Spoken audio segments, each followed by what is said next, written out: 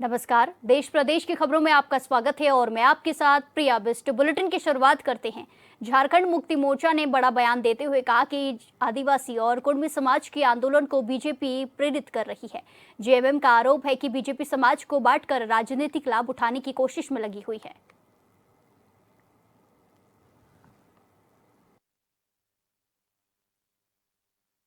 दूरी बनाने का मतलब क्या है भाई? हमारा तो एजेंडा था नहीं, हमारा मैनिफेस्टो तो था नहीं। हम लोगों ने कभी बड़ी बड़ी बातें नहीं की है। जो कुर्मी को आदिवासी बनाने की बात करते हैं और जो लोग आप बोल रहे हैं कि खबरों में है, आजसू की बात आपने की। आजसू तो सत्ता में रह चुकी है। डबल इंजन की सरकार चलती थी, भाजपा की पिछलग्गू है आज भी। और ये विषय केंद्र का है। केंद्र को किसको अनुसूचित जाति जनजाति में शामिल करना है, किसको शेड्यूल लिस्ट में लाना है, ये तो उनका काम है। आज भी सहयोगी है वो भाजपा के। तो ये मांग किससे कर रहे हैं? भाजपा से मांग कर रहे होंगे, केंद्र की सरकार से। दे देना चाहिए अगर दे सकते हैं तो। लेकिन बहुत सारे मापदंड है, मुझे लगता है उन मापदंडों को पूरा करने के बाद ही ये मांग पूरी की जा सकती है। और जो भी आंदोलन कर रहे हैं वो बरगला रहे हैं अपने समाज को। अरे उनको तो बात करनी चाहिए ओबीसी के आरक्षण की, क्योंकि उसमें एक बड़ा स्टेक कुर्मी समुदाय को जाता है। तो 14% आरक्षण है, हम लोग 27% कर चुके हैं, विधेयक पास कर चुके हैं। केंद्र लंबित रखे हुए हैं, उसको पास कराना चाहिए ना, उसके लिए। इसी के साथ खबरों में आगे बढ़ते हैं। झारखंड में आदिवासी समाज ने 17 अक्टूबर को हुकार महारैली का आह्वान किया है। इस रैली में आदिवासी समाज कुर्मी को एसटी सूची में शामिल करने के प्रस्ताव का कड़ा विरोध करेगा। वहीं आयोजकों का कहना है कि यह आंदोलन आदिवासी अस्मिता और अधिकारों की रक्षा के लिए है और हमेशा इसकी लड़ाई लड़ेगा।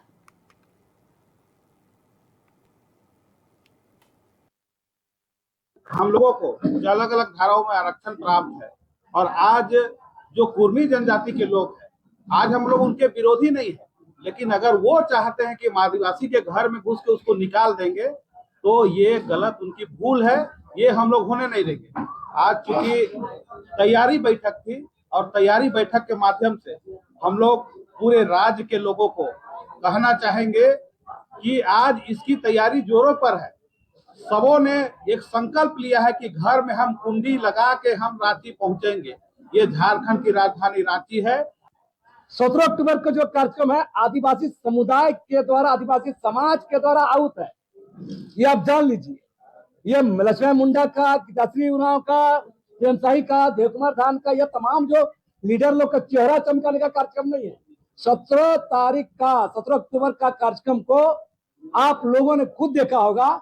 उसे विभिन्न समुदाय के लोगों को, चाहे मुंडा समुदाय, संथाल समुदाय, हो समुदाय, खड़िया समुदाय, आपका खरवार समुदाय, चेरो समुदाय, भूमि समुदाय, लोहरा समुदाय, बेदिया समुदाय, इन तमाम समुदाय के लोगों को बुला के उनकी सहमति से तय हुआ। इस फर्क को आप पत्रकार लोग समझिए चीजों को। इस खबर पर ज्यादा जानकारी के साथ सीधे जुड़ेंगे हमारे संवाददाता अजय लाल से। अजय, जिस तरीके से 17 अक्टूबर को हुकार महारैली का आयोजन किया गया है, जिसमें कुर्मी को एसटी सूची में शामिल करने का विरोध किया जाएगा, क्या कुछ इसमें देखने को मिल रहा है और क्यों ये सब चीजें चल रही हैं? देखिए प्रिया, अभी जो झारखंड की स्थिति है वो कह सकती है कि दिन ब दिन दोनों समुदायों के बीच कड़वाहट बढ़ती जा रही है। कुर्मी समाज के लोग हों, आदिवासी समाज के लोग हों, शायद ही ऐसा कोई दिन गुजरता हो जब दोनों समुदाय एक दूसरे के प्रति जहर न उगलते हों। आपको याद होगा, आपके माध्यम से तमाम झारखंड की 3.25 करोड़ जनता ने देखा कि जिस प्रकार से कुर्मी समाज के लोगों ने रेल टेका आंदोलन किया था, कई जगहों पर रेल रोके गए थे। उसके ही जवाब में अब 17 अक्टूबर को आदिवासी समाज के लोग हुंकार रैली कर रहे हैं। जवाब देने की कोशिश है, ताकत दिखाने की कोशिश है। यदि आप लोग रेल रोक सकते हैं तो हम में भी ताकत है, हम भी रेल रोक सकते हैं। कुछ इसी कवायद के तहत 17 अक्टूबर को बड़ी रैली होगी। अच्छी बात इसमें यह कह सकती हैं प्रिया कि कम से कम ऐसे आंदोलन से भारतीय जनता पार्टी, कांग्रेस ने अपने आप को दूर रखा है। कल ही बाबूलाल मरांडी से बातचीत हो रही थी एचएनएन संवाददाता की। उन्होंने कहा कि ये सामाजिक लड़ाई है, इसमें भाजपा क्या करेगी। कुछ ऐसा ही कहना है कांग्रेस के प्रदेश अध्यक्ष कमलेश महतो का। उन्होंने भी कहा कि ये दो समाज के लोगों के बीच की लड़ाई है कि कौन ताकतवर है, कौन कमजोर है, यह तय करना उनकी जिम्मेदारी है। मैं इसमें कुछ नहीं बोलूंगा। जाहिर सी बात है, बड़ी बात है, दोनों पार्टियों ने कम से कम अपने आप को दूर रखा है। अन्यथा एक ऐसा मुद्दा है जो एक प्रकार से कहें कि थोड़ा भी किसी ने घी डाल दिया तो ये आग को बढ़ते देर नहीं लगेगी प्रिया। जी 17 अक्टूबर को क्या होता है देखना होगा, लेकिन यह कह सकती हैं कि दोनों समुदायों के बीच का जो रिश्ता है वो कैसे सुधरेगा, क्योंकि दोनों समुदाय, एक कह रहा है कि मैं आदिवासी बनना चाहता हूँ, दूसरा कह रहा है कि आदिवासी पैदा होता है, कोई बनता नहीं है। जी तो टकराहट दिखाई पड़ रही है। क्या कुछ होगा नहीं होगा, स्थिति अभी कह सकते हैं कि झारखंड में, पश्चिम बंगाल में जहाँ इस समुदाय के लोग हैं, रिश्तों जी में तो खटास आ गई है। कैसे रिश्ता सुधरेगा, क्या इसका अंतिम रूप होगा, कैसे पटाक्षेप होगा पूरे मुद्दे का प्रिया, जी फिलहाल कहना मुश्किल है। जी बिल्कुल अजय, जिस तरीके से 17 अक्टूबर को महारैली का आयोजन किया जाएगा और यहाँ कुर्मी समाज के लोग एसटी सूची में शामिल करने के लिए लगातार अपनी आवाज बुलंद कर रहे हैं, तो दूसरी तरफ इनके लिए विरोध किया जा रहा है। तो ऐसे में दोनों गुटों को, दोनों समुदाय के लोगों को कोई राजनीतिक हाथ मिल रहा है, कोई राजनीतिक सपोर्ट मिलता हुआ दिखाई दे रहा है? देखिए प्रिया, अब जैसा कि मैंने जी कहा कि कई दल में ऐसे नेता जी हैं जिनको ये लगता है कि यदि इस वक्त जाति की लड़ाई से अपने आप को अलग किया जी तो उनकी राजनीति की दुकान बंद हो सकती है। पहला उदाहरण आप देखें आजसू पार्टी के सुप्रीमो सुदेश महतो की। उनके पार्टी में कई आदिवासी नेता भी हैं, लेकिन जी क्योंकि खुद सुदेश महतो कुर्मी समाज से आते हैं और उन्हें यह डर है कि यदि समाज की आवाज में आवाज नहीं मिलाया तो कल को उनकी राजनीति बंद ना हो जाए। लिहाजा सुदेश महतो न चाहते हुए भी, आपको याद होगा रेल टोका आंदोलन में वो उतरे थे और उन्होंने कहा था कि कुर्मी को आदिवासी में शामिल किया जाए। कुछ ऐसे ही स्थिति अन्य दलों में शामिल आदिवासी नेताओं की भी है कि वो कुर्मी समाज के लिए राजनीति करें या आदिवासी समाज के लिए राजनीति करें, ये उनके लिए सांप छुछंदर वाली स्थिति हो गई है कि ना निगलते बन रहा है ना उगलते बन रहा है। जी फिलहाल कांग्रेस और भाजपा जो दो बड़ी पार्टियां हैं राज्य में, उसके नेता ने अपने आप को अलग कर रखा है दोनों संगठनों की लड़ाई से। तो ये जी अच्छी बात ये कहा जा सकता है कि पॉलिटिकल पार्टी अभी खुद नहीं रही है, जी क्योंकि भारतीय जनता पार्टी बड़ी पार्टी है, उसमें आदिवासी नेता भी हैं, कुर्मी समाज के नेता भी हैं। तो भाजपा नहीं चाहेगी कि उन पर यह छाप लगे कि वो आदिवासियों की राजनीति करती है, या फिर भाजपा यह भी नहीं चाहेगी कि कुर्मी जी, समाज बिल्कुल। के लोग यह कहें कि वो सिर्फ कुर्मी की राजनीति करते। तो ये बीच का रास्ता है प्रिया। जी बिल्कुल अजय, जिस तरीके से यहाँ पे कुर्मी जाति के लोगों की तरफ से ये मांग की जा रही है कि आदिवासी में उन्हें शामिल किया जाए, तो ऐसे में क्या कुछ इसमें देखने को मिल रहा है सरकार की तरफ से या फिर उस विभाग की तरफ से जो इन सारी चीजों पर काम करती है, तो क्या कुछ इसमें कार्रवाई या फिर पहल देखने को मिल रही है? देखिए पूरा का पूरा गेंद अब केंद्र सरकार के पाले में है। जी आपको याद होगा प्रिया, जब कुर्मी समाज के लोगों ने जब रेल रोको आंदोलन शुरुआत की थी तो उस दिन उन्हें केंद्र की तरफ से कहा गया था कि आप आंदोलन को वापस लीजिए और आपके साथ हम बैठेंगे, क्या कुछ बातचीत होगी, कैसे रोड मैप बनेगा, क्या प्लानिंग होगी, क्या योजना होगी, इस पर तय होगा। जी केंद्र के इस भरोसे के बाद कुर्मी समाज के आंदोलन लोगों ने अपना आंदोलन तत्काल प्रभाव से वापस ले लिया। जी लेकिन उसके बाद अब आदिवासी समाज के लोगों का ये आंदोलन शुरुआत होने वाली है। अहम रोल इसमें केंद्र सरकार को निभाना है प्रिया, और डर इस बात का है कि कहीं मणिपुर वाले हालात पैदा ना हो जाएं। जी अभी तक रेल रोको, सड़क रोको, रैली, पुतला दहन से काम का चल रहा आंदोलन चल रहा है। यदि यह आंदोलन भड़का ज्यादा तो स्थिति बेकाबू हो जाएगी। वक्त रहते केंद्र की सरकार को भी ध्यान देना होगा कि समस्या का समाधान कैसे है। कहीं न हो कि जो अभी घाव के रूप में आंदोलन दिख रहा है, आने वाले दिनों में ये विकराल रूप धारण न कर दे और तब शायद इसको रोकना मुश्किल होगा। तो अहम भूमिका इसमें केंद्र को निभाना है। राज्य सरकार की तारीफ करनी होगी हेमंत सोरेन की। इस आंदोलन पर उनकी सरकार की तरफ से कोई बयान नहीं आ रहा है जी कि आदिवासी में शामिल करना है, कुर्मी समाज के लोग आदिवासी हैं या नहीं करना है। राज्य सरकार धैर्य की परीक्षा, धैर्य का एक प्रकार से परिचय दे रही है कि राज्य की सरकार, राज्य के युवा मुख्यमंत्री हेमंत सोरेन की तरफ से ऐसा कोई बयान नहीं आ रहा है जो इस आंदोलन में घी का काम करे। तो फिलहाल राज्य सरकार की तारीफ करनी होगी कि बेहद ही संयम तरीके से उन चीजों को देख रही है हेमंत सोरेन की सरकार। और क्या केंद्र की सरकार करती है, इस पर पूरा दारोमदार होगा प्रिया। जी जी बिल्कुल, धन्यवाद अजय हमारे साथ तमाम जानकारी साझा करने के लिए। इसी के साथ खबरों में आगे बढ़ते हैं। बीजेपी के संस्थापक सदस्य स्वर्गीय कैलाशपति मिश्रा की 102वीं जयंती मनाई गई, जहां रांची के बिरसा चौक स्थित उनके आदमकद प्रतिमा पर बीजेपी के नेताओं ने माल्यार्पण कर उन्हें याद किया। इस अवसर पर बीजेपी प्रदेश अध्यक्ष बाबूलाल मरांडी, कार्यकारी अध्यक्ष सह राज्यसभा सांसद आदित्य साहू, प्रदेश संगठन महामंत्री करमवीर सिंह, महानगर अध्यक्ष समेत कई सम्मानित लोग उपस्थित रहे। बाबूलाल मरांडी ने कहा कि कैलाशपति मिश्रा ने अपना पूरा जीवन काल देश सेवा और बीजेपी के लिए न्यौछावर कर दिया।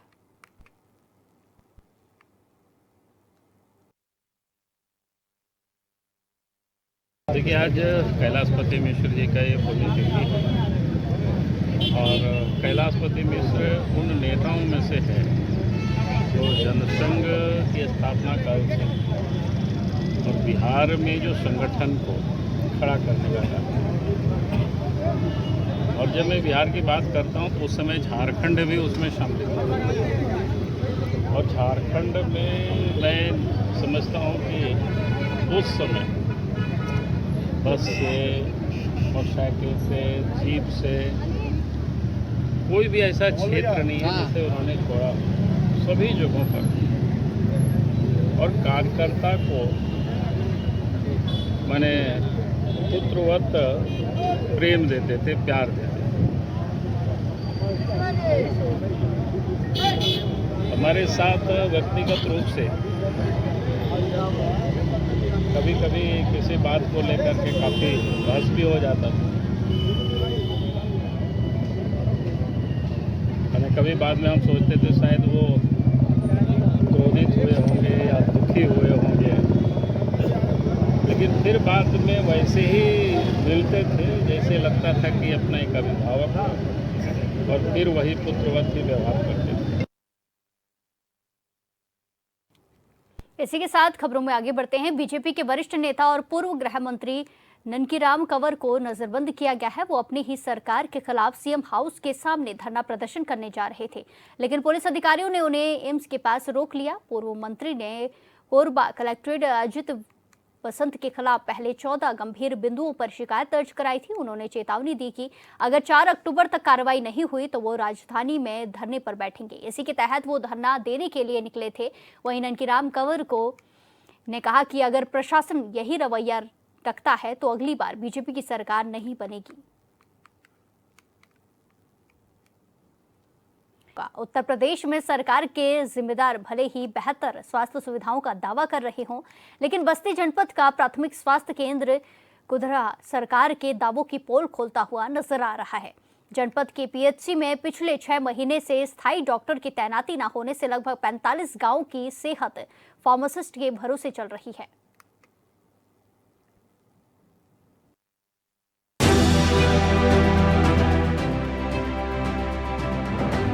बस्ती जिले का प्राथमिक स्वास्थ्य केंद्र कुदरहा इन दिनों इलाज की जगह सिर्फ इंतजार का केंद्र बना हुआ है। पिछले कुछ महीनों से ये अस्पताल बिना डॉक्टर के चल रहा है, जिसके कारण लगभग 45 गांवों की हजारों आबादी की जिंदगी दांव पर है। आलम है कि अस्पताल की पूरी जिम्मेदारी केवल फार्मासिस्ट के कंधों पर है, जो न केवल ओपीडी संभाल रहे हैं बल्कि पूरी व्यवस्था भी देख रहे हैं। यह स्थिति स्वास्थ्य विभाग की घोर लापरवाही और सिस्टम की बदहाली को उजागर करती है। थोड़ा हाइड्रोसील में दिक्कत है, शुगर में। पर्ची कटवाए हैं आप? जी, पर्ची कटवाए हैं। यहाँ कोई डॉक्टर ही नहीं है। कितने दिन से डॉक्टर नहीं है? यहाँ कम से कम 5-6 महीना हो गया, कोई डॉक्टर ही नहीं है यहाँ पे। 5-6 महीने में कितनी बार आ चुके हैं? तीसरी बार है यार। और तीनों बार डॉक्टर नहीं मिल रहे? नहीं मिल तो रहे। इलाज कौन कर रहा है यहाँ पे? कोई नहीं है, ऐसे फार्मासिस्ट कोई आता बैठता है, कोई नहीं रहता है, ऐसे कुर्सी खाली रहती है यहाँ पे। यहाँ कम से कम 40-45 ग्राम सभा का इलाज यहाँ पे होता है। तो समस्याएं सबको होंगी? हाँ, समस्या यहाँ सबको है। वर्मा जी की धान वर्मा जी नहीं है, गए छुट्टी पे, कोई रहता है कंपाउंडर। अच्छा, डॉक्टर नहीं है? किस चीज़ क्या दिक्कत है आपको? शुगर की दवा लेना था। अच्छा, शुगर की दवा लेना था, तो डॉक्टर नहीं है। ये कौन सा हॉस्पिटल है? कुदरहा क्या नाम है? पीएससी कुदरहा। कब क्या से नाम? डॉक्टर नहीं है, कुछ जानकारी है कब से डॉक्टर नहीं है?